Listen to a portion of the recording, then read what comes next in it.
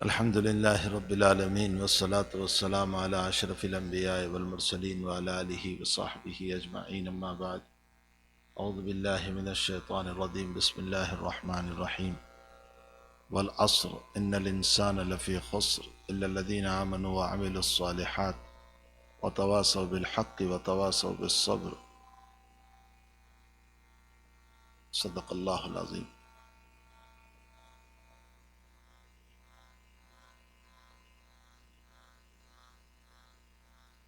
قرآن کریم میں دو صورتیں سب سے چھوٹی صورت ہے، ایک سورہ عصر ہے اور ایک سورہ کوثر ہے۔ یہ دو صورتیں سب سے چھوٹی صورت ہے۔ انا اعطیناک الکوثر فصل لربک وانحر ان شانئک هو الابتر۔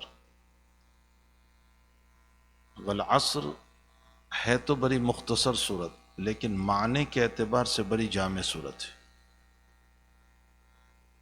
حضرت الامام محمد ابن ادریس الشافعی رحمۃ اللہ علیہ فرماتے ہیں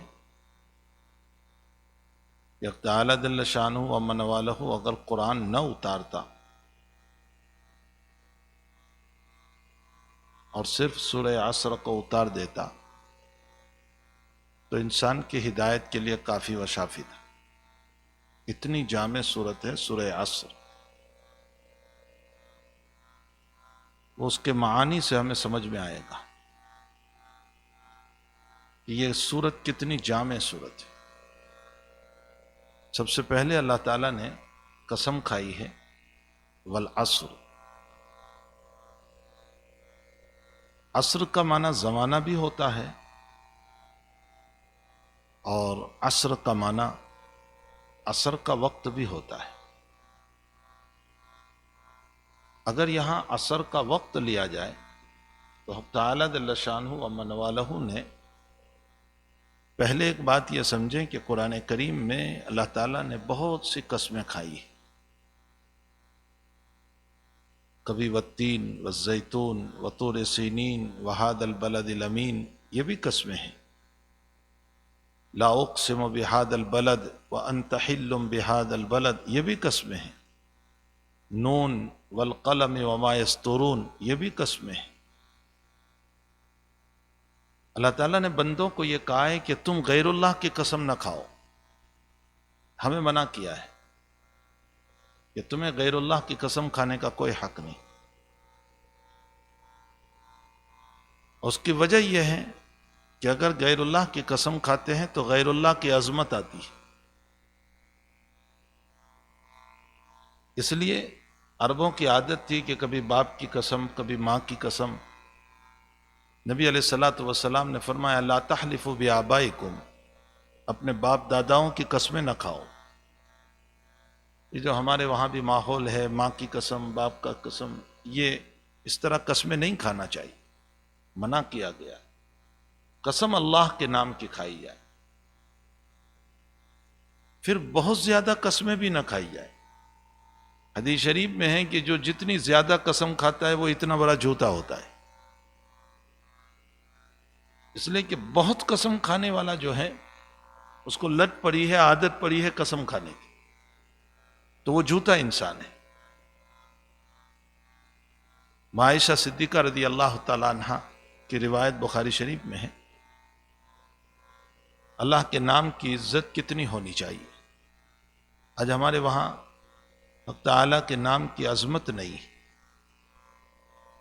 مارکیٹوں میں بازاروں میں دکانوں میں جھوٹ بول کر کے ہم قسمیں کھاتے ہیں۔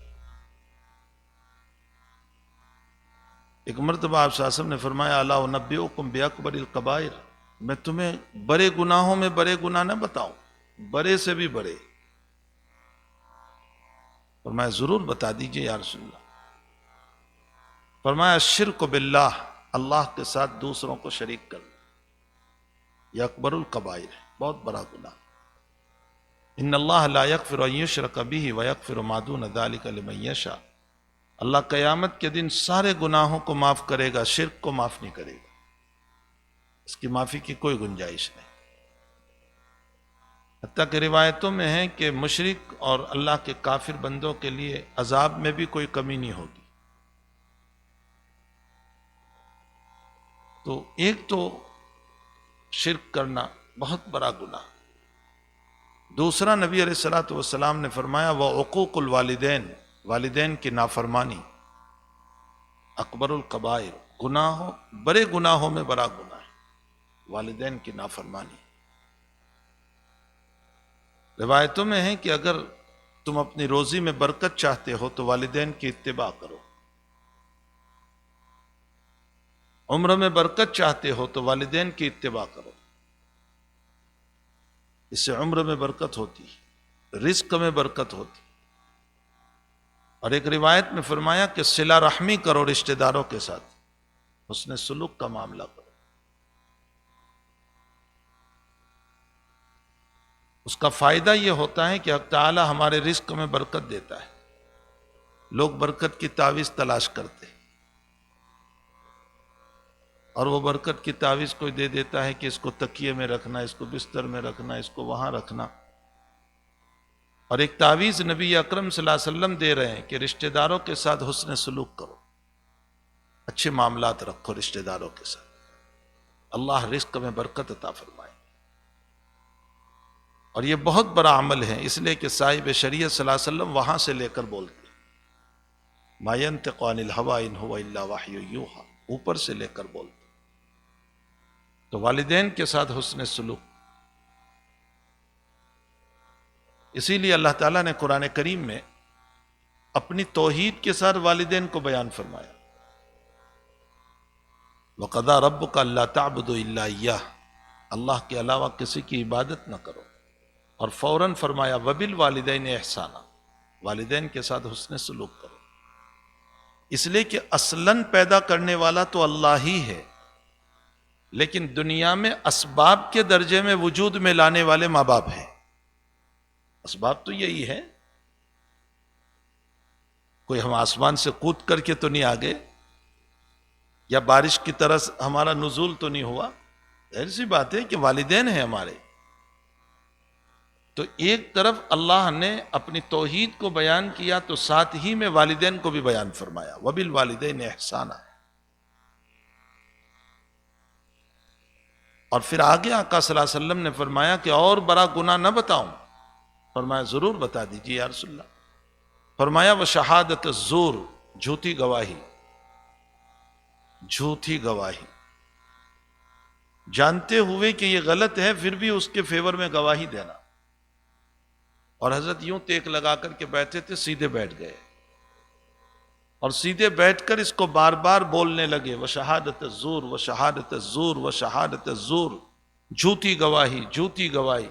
صحابہ کہنے لگے اگر حضرت خاموش ہو جائیں تو اچھا، ورنہ جتنا زیادہ بولیں گے گناہ اتنا سنگین ہوتا جائے گا، اتنا سخت ہوتا جائے گا۔ ایک روایت میں ان تینوں کو بیان فرمایا، اور دوسری ایک روایت میں آقا صلی اللہ علیہ وسلم نے اور بڑے گناہوں کو بیان فرمایا ہے، اس میں یہ فرمایا کہ بادشاہ ہو کر جھوٹ بولے، یہ بڑا گناہ ہے، اس لیے کہ بادشاہ ہو کر جھوٹ بولنا ظاہر سی بات ہے کہ اسے کون مارنے والا ہے اگر سچ بولے تو، بڑا ہے، اس کو کون مارے گا اگر سچ بھی بول دے تو، لیکن پھر بھی وہ جھوٹ بول رہا ہے، یہ اکبر الکبائر ہے۔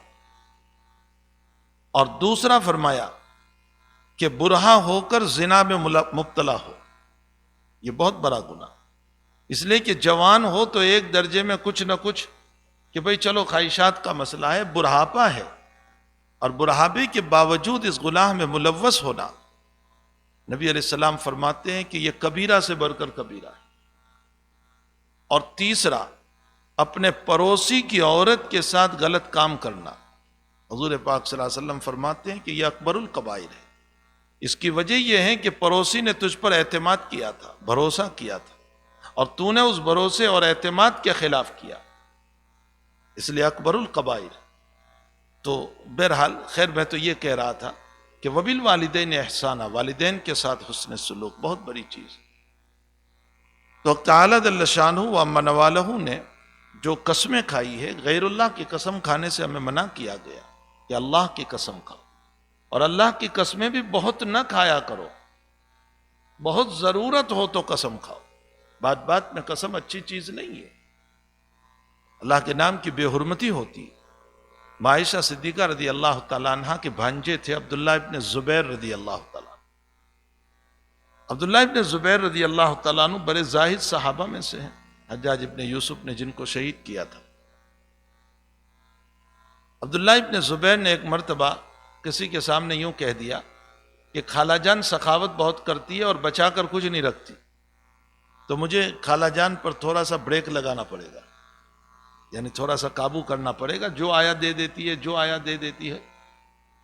حضرت عائشہ رضی اللہ تعالیٰ عنہ کو جب پتہ چلا تو حضرت عائشہ نے فرمایا کہ تو مجھ پر بریک لگانے والا کون ہے، مجھے روکنے والا تو کون ہے؟ آپ نے قسم کھائی کہ اللہ کی قسم میں مرتے دم تک عبداللہ ابن زبیر سے قطع تعلق کرتی ہوں، نہیں بولوں گی۔ یاد رکھو دنیا کی بنیاد پر تو 3 دن سے زیادہ منع کیا، لیکن دین کی بنیاد پر اگر کوئی موت تک بھی قطع تعلق کرے تو جائز ہے، لیکن ہمارا معاملہ یہ ہے کہ دنیا کے خاطر تو موت تک نہیں بولتے اور دین کے خاطر کبھی دل پر ناراضگی بھی نہیں ہوتی، الٹا معاملہ ہے ہمارا۔ تو دین کے خاطر مثلا بیٹا نماز نہیں پڑھ رہا ہے یا کوئی فاسق و فاجر کا کام کر رہا ہے کوئی، آپ اس سے قطع تعلق کریں، شریعت میں اجازت ہے اس کی۔ تو حضرت عائشہ نے قسم کھا لی کہ میں موت تک عبداللہ ابن زبیر کا قطع تعلق کرتی ہوں۔ عبداللہ ابن زبیر بہت پریشان کہ خالہ جان ناراض ہو گئے، اب کیا کیا جائے؟ تو 2 قریشی کو لیا، ان سے کہا کہ چلو ہم ساتھ چلتے ہیں، اور تم جا کر حضرت عائشہ کے دروازے پر دستک دینا اور یوں کہنا کہ ہم آئے ہوئے ہیں آپ سے حدیث حاصل کرنے کے لیے۔ تو خالہ جان پوچھے آپ کہیے کہ ہم اندر آ جائیں، تو خالہ جان کہے گی کہ آ جاؤ، تو تم یوں نہ کہنا کہ ہم 2 آ جائیں، یوں کہنا ہم سب آ جائیں تاکہ سب میں بھی آ جاؤں۔ ٹھیک اسی طرح ہی معاملہ کیا، حضرت عائشہ نے فرمایا جی آ جاؤ، سب آ جاؤ۔ تو اب یہ دونوں تو پردہ کے پیچھے بیٹھ گئے، اس لیے کہ یہ تو حضرت عائشہ رضی اللہ تعالیٰ عنہ کے لیے محرم نہیں تھے۔ عبداللہ ابن زبیر پیچھے چلے گئے، اس لیے کہ بھنجے ہی تھے، خالہ سے لپٹ گئے اور رو رو کر معافی مانگنے لگے۔ حضرت عائشہ رضی اللہ تعالیٰ عنہ فرماتی ہے کہ بہرحال مجھے اپنی قسم توڑنا پڑا، بولنا پڑا۔ اب جب قسم ٹوٹ گئی تو قسم کا کفارہ یہ ہے کہ ایک غلام آزاد کرو، کام ہو جاتا ہے۔ ایک غلام آزاد کرنے سے، اس زمانے میں غلام کا رواج تھا۔ ایک بات اور یاد رکھے، جب غلام کا مسئلہ آیا تو یاد رکھو یہ غلامی کا مسئلہ اسلام نہیں لایا ہے، یہ لوگ غلط سوچ رہے ہیں اور مسلمانوں کے پاس نالج ہے نہیں، اس لیے جی ہاں کرتے رہتے ہیں۔ غلامی کا مسئلہ اسلام نہیں لایا ہے، غلامی کا مسئلہ تو اسلام سے پہلے تھا۔ آپ دیکھیں نبی علیہ الصلوۃ والسلام کو جب نبوت ملی ہے تو حضرت بلال امیہ کے غلام تھے پہلے سے، بے شمار لوگ اس وقت غلامی کے دور میں تھے۔ حضرت ابراہیم علیہ السلام کے زمانے میں غلامی کا دور تھا، تو غلامی کا دور اسلام نہیں لایا ہے، یہ غلامی کا دور تو اسلام سے پہلے تھا، بلکہ اسلام نے آ کر کے تو غلام کو آزاد کرنے کی فضیلتیں بیان فرمائی۔ کفارے میں آزاد کرو، روزے کے کفارے میں آزاد کرو، زہار کے کفارے میں آزاد کرو، قسم کے کفارے میں آزاد کرو۔ تو اسلام نے تو اور آزاد کرنے کے راستے بتائے ہیں۔ خاموخواہ لوگ بدنام کر رہے ہیں کہ اسلام جو ہے غلامی کا دور لایا، اسلام نہیں لایا ہے، اسلام سے پہلے ہے یہ غلامی کا دور۔ بہت ساری باتیں ہیں خاموخواہ اسلام کی طرف منسوب کر دیتے ہیں، اور مسلمان چونکہ نالج نہیں ہے اسلام کا، اس لیے جو بات کہتے ہیں سب تسلیم کر لیتے ہیں۔ تو حضرت عائشہ رضی اللہ تعالیٰ نے ایک غلام آزاد کر لیتی، قسم کا کفارہ ادا ہو جاتا، کافی تھا۔ لیکن حضرت عائشہ رضی اللہ تعالیٰ عنہ نے 40 غلام آزاد کیے، ایک قسم پر 40 غلام۔ اور موت سے پہلے حضرت عائشہ کا جملہ ہے، فرمانے لگی اے اللہ میں تیرے نام کی قسم کھا کر قسم توڑ دی تھی اور تیرے نام کی بے عزتی ہو گئی تھی، اے اللہ قیامت میں میری پکڑ نہ کرنا۔ 40 غلام آزاد کر کے بھی رو رہی ہے، اور ہم رات دن اللہ کے نام کی بے حرمتی کر رہے ہیں اور ہمیں احساس بھی نہیں ہے۔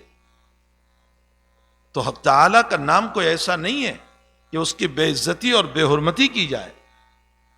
بہرحال والعصر، تعالیٰ جل شانہ نے اگر عصر کے وقت کی قسم کھائی تو اللہ نے بندوں کو غیروں کی قسم کھانے سے منع کیا، لیکن اللہ نے قرآن میں غیر کی قسم کھائی، زمانے کی قسم، مٹی کی، تین کی قسم، زیتون کی قسم، طور سینا کی قسم، مکۃ المکرمہ کی قسم، قلم کی قسم، نون والقلم بشمار۔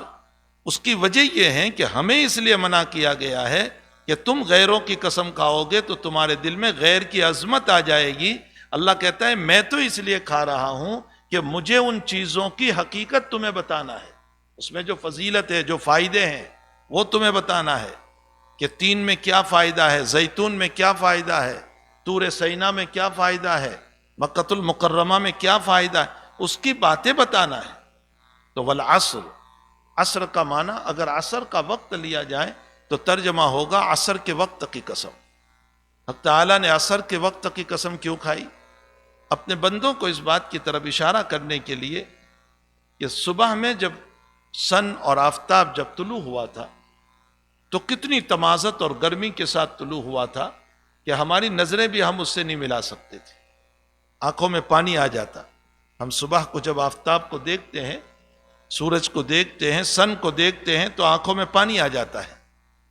تو فرمایا کہ اتنی جوانی کے ساتھ نکلنے والا وہ آفتاب جو صبح میں نکلا تھا، شام کو دیکھو عصر کے وقت تو پیلا پڑ چکا ہے، ضعف آ چکا ہے، بڑھاپا آ چکا ہے، اب ڈوبنے کے قریب ہے، غائب ہونے کے قریب ہے۔ اے انسان، تو بھی اپنی جوانی پر ناز نہ کر، کل کو تجھے بھی بوڑھا ہو کر کے قبر میں غروب ہو جانا ہے۔ اس بات کی طرف اشارہ کرنے کے لیے حق تعالیٰ نے اپنے بندوں اور بندیوں کو اس بات کا سبق دینے کے لیے عصر کے وقت کی قسم کھائی۔ یہی وجہ ہے کہ علماء نے نماز کے باب میں کہ انہی وقتوں میں نماز کو کیوں رکھا، اس کی حکمتیں لکھی، مستقل اس پر کتابیں ہیں اور اس میں حکمتیں لکھی گئی۔ فجر کی نماز کو اس لیے رکھا گیا ہے کہ ہم جب رات میں سوئے تھے تو گویا مرنے کی طرح ہم ہو گئے تھے، اسی لیے تو ہماری جو رات میں سونے سے پہلے دعا ہے، بسمک اموت، اللہ میں تیرے نام پر مر رہا ہوں۔ تو موت ہے، ہم سو گئے، کیا معلوم دوبارہ صبح زندہ بھی ہوں گے یا نہیں۔ بسمک اموت و احیا، میں ابھی مر رہا ہوں، پھر زندہ ہونا بھی تیرے نام پر ہوگا۔ اور جب اٹھتے ہیں فجر میں تو الحمدللہ الذی احیانا بعدما اماتنا، اے اللہ تو نے موت دی تھی، دوبارہ زندہ کر دیا۔ تو حق تعالیٰ فرماتے ہیں کہ تو جب رات میں سویا تھا، ہو سکتا ہے کہ ہم تجھے دوبارہ زندہ نہ کرتے، تیری روح کو موت کے عالم میں کھینچ لیتے، سونے کے حال میں کھینچ لیتے، لیکن ہم نے تجھے دوبارہ زندہ کیا، اس کا شکریہ ادا کر، اور وہ شکریہ یہ ہے کہ تو فجر کی نماز ادا کر۔ تو فجر کی نماز کو شکریہ میں رکھا ہے۔ افسوس ہے کہ رات بھر دیکھو میرے بھائیو، حقیقت یہ ہے کہ قرآن کریم میں اللہ تعالیٰ نے بیان فرمایا کہ میں نے بنی اسرائیل پر، میں نے موسیٰ علیہ السلام کی قوم پر، میں نے یہودیوں پر جو عذابات اتارے ہیں، وہ کیسے عذابات تھے؟ ایک عذاب ان پر اتارا تھا الضفادع، میدکوں کا عذاب۔ جہاں دیکھو ان کو جو ہے میدک ہی میدک نظر آتے تھے، بستر میدکوں سے بھرے ہوئے، کھانا میدکوں سے بھرا ہوا، ہر جگہ میدک ہی میدک اس کو نظر آتے تھے۔ الضفادع، خون کا عذاب، جہاں دیکھو خون ہی خون ان کو نظر آتا تھا، سارا بستر خون سے بھرا ہوا، کھانے کی چیزیں خون سے بھری ہوئی۔ تو طرح طرح کے عذاب ان کے اوپر بھیجے تھے۔ وہ اللہ اس واقعے کو، ان عذابوں کو قرآن میں بیان کر کے مجھے اور آپ کو یہ بتانا چاہ رہا ہے کہ میں چاہوں تو یہ عذاب تم پر بھی اتار سکتا ہوں، تمہارے بھی بستروں کو میدکوں سے بھر دوں، خون سے بھر دوں، لیکن میں ایسا نہیں کرتا ہوں، اس لیے کہ میرے محبوب کی دعائیں ہیں تمہارے لیے، حضور پاک صلی اللہ علیہ وسلم کی دعائیں ہیں اس امت کے لیے۔ یاد رکھو میرے آپ کا کوئی کمال نہیں ہے، نہ ہمارے پاس وہ اعمال ہیں کہ ہم بچ سکے، ورنہ اللہ چاہتا تو ہمارے بستر کو سانپ سے، اسنیک سے بھر دیتا، بچھوؤں سے بھر دیتا، لیکن کہہ رہا ہے کہ میرے محبوب کی دعاؤں کے صدقے میں تم بچ رہے ہو۔ کہ حضور پاک صلی اللہ علیہ وسلم نے اپنی امت کے لیے دعائیں فرمائی تھی کہ اللہ میری امت پر اس طرح کے عذاب نہ بھیجنا جیسے تو نے اگلی قوموں پر بھیجے تھے۔ ان دعاؤں کے صدقے میں ہم جی رہے ہیں. اسی لیے ابھی ایک آیت پڑھی گئی تھی وَكَذَلِكَ جَعَلْنَاكُمْ أُمَّةً وَسَطًا لِتَكُونُوا شُهَدَاءَ عَلَى النَّاسِ وَيَكُونَ الرَّسُولُ عَلَيْكُمْ شَهِيدًا. اس آیت میں اس امت کی فضیلت کو جو بیان کیا ہے کہ کل قیامت کے دن اللہ تعالیٰ تمام نبیوں کو تمام امتوں کو بلا کر کے پوچھے گا کہ بتاؤ تمہارے نبیوں نے میری توحید تم کو پہنچائی تھی؟ تو ساری قوم منع کر دے گی کہ ہمیں نہیں پہنچائی، جھوٹ بولیں گی. تو اللہ تعالیٰ نبیوں کو بلائے گا کہ کیا تم نے اپنی قوم کو تبلیغ نہیں کی تھی، میری باتیں نہیں پہنچائی تھی؟ تو وہ کہیں گے کہ رب کریم ہم نے پہنچا دی تھی. تو اللہ پوچھے گا کہ اچھا کون گواہ ہے کہ تم نے اپنی قوم کو میری توحید پہنچائی تھی؟ تو انبیاء علیہ السلام یوں فرمائیں گے کہ محمد صلی اللہ علیہ وسلم کی امت گواہ ہے. اللہ تعالیٰ اس امت کے صلحاء کو، علماء کو کھڑا کرے گا، یہ گواہ ہے. انبیاء کہیں گے آپ ان سے پوچھئے. تو اس امت کے صلحاء کو جب بلایا جائے گا اور اللہ تعالیٰ اس امت کے صلحاء سے پوچھے گا کہ کیا ان نبیوں نے اپنی امت کو وہ باتیں میری توحید کی پہنچائی تھی؟ تو یہ کہیں گے کہ ہاں پہنچائی تھی. تو اللہ تعالیٰ اس امت کے لوگوں سے یوں کہے گا کہ تم تو تھے نہیں اس وقت، تم تو بعد میں آئے، تمہارا تو وجود بھی نہیں تھا، تم کیسے گواہی دے رہے ہو؟ گواہی دینے کے لیے تو دیکھنا ضروری ہے، تم نے دیکھا بھی نہیں، تم کیسے گواہی دے رہے ہو؟ تو اس موقع پر یہ امت یوں کہے گی کہ اللہ ہمارے نبی نے ہم کو بتایا، حضور پاک صلی اللہ علیہ وسلم نے ہم کو بتایا قرآن کریم کے ذریعے سے کہ حضرت نوح نے تبلیغ کی تھی، حضرت صالح نے تبلیغ کی تھی، حضرت ہود نے تبلیغ کی تھی. تو ہمارے نبی علیہ السلام نے قرآن کے ذریعے سے ہم کو بتایا. تو اب اللہ تعالیٰ نبی علیہ السلام کو بلائیں گے اور نبی علیہ السلام سے پوچھیں گے کہ کیا تم نے ان کو بتایا تھا اگلے انبیاء کے سلسلے میں؟ تو حضور پاک صلی اللہ علیہ وسلم فرمائیں گے کہ ہاں میں نے میری امت کو بتایا تھا. تو یہ اس امت کی فضیلت ہے جس کو اللہ تعالیٰ نے اس آیت میں بیان فرمائی کہ یہ امت اگلے نبیوں کی گواہ بنے گی اور ان کے گواہ نبی اکرم صلی اللہ علیہ وسلم بنیں گے.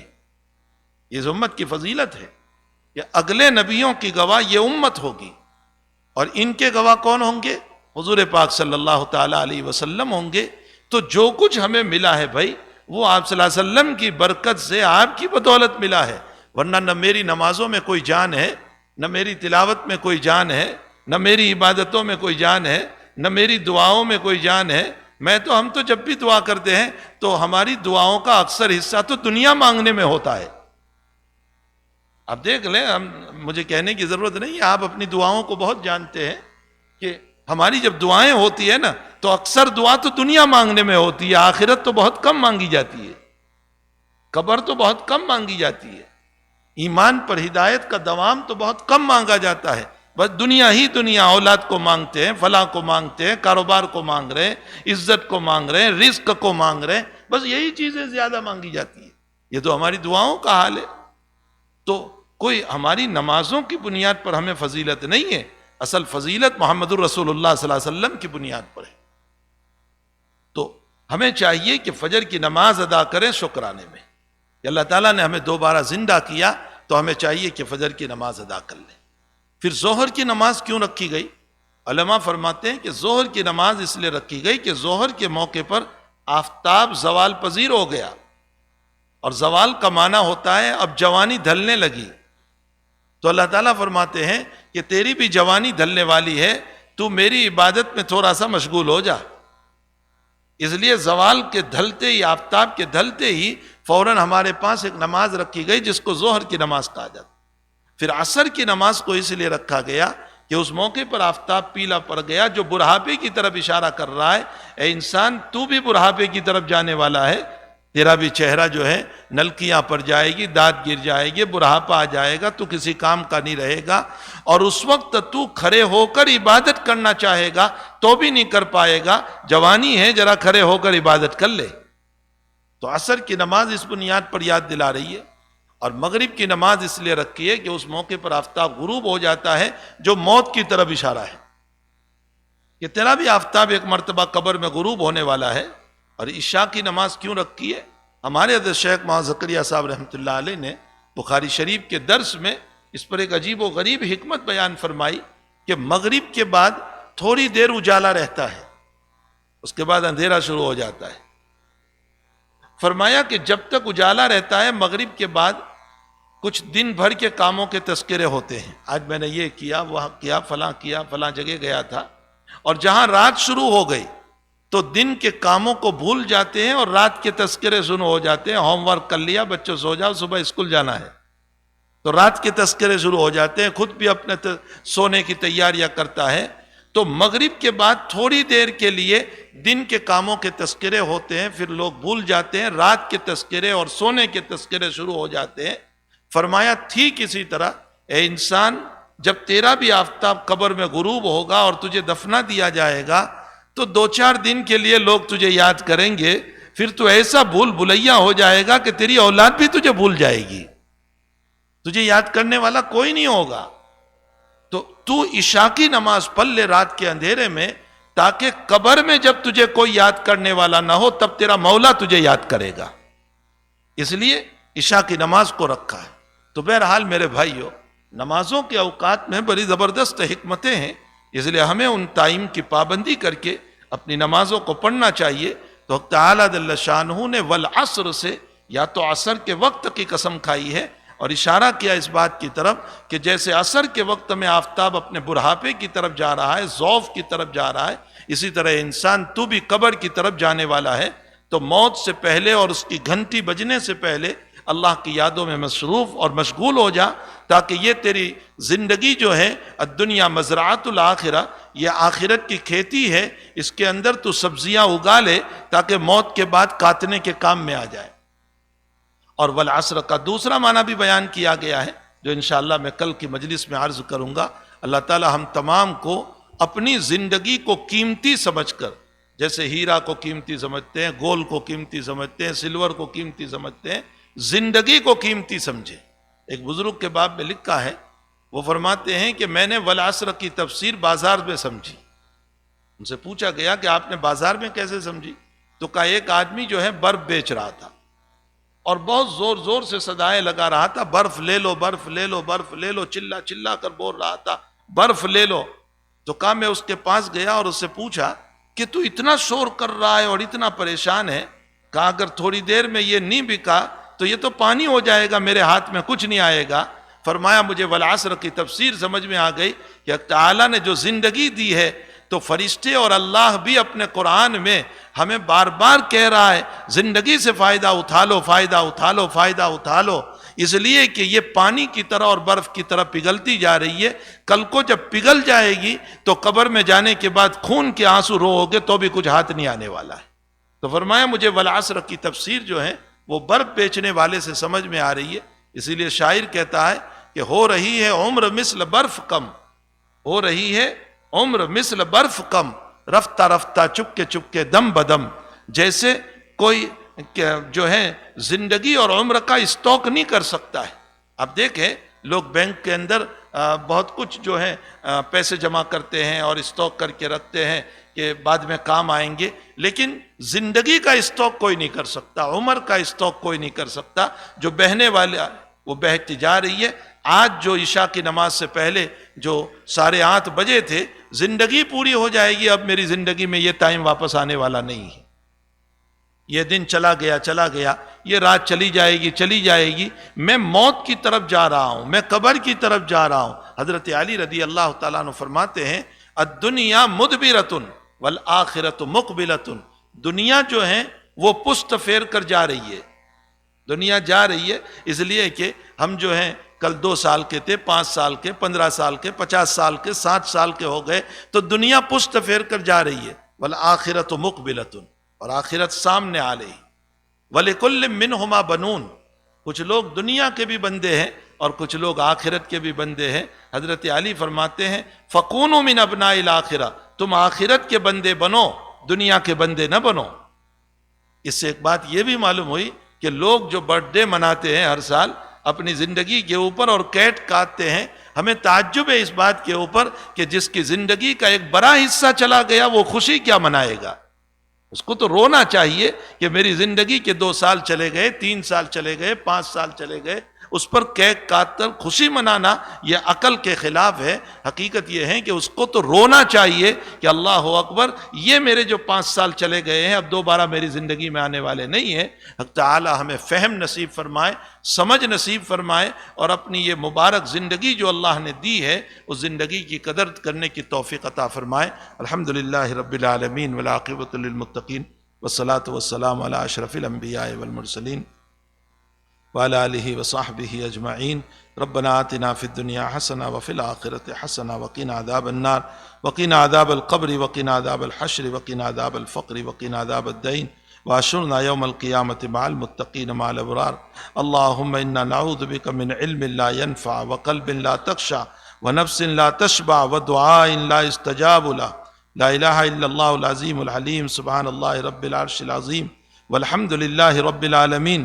نسألک موجبات رحمتک وعزائم مغفرتک والغنیمۃ من کل بر والسلامۃ من کل اثم والسلامۃ من کل اثم والسلامۃ من کل اثم۔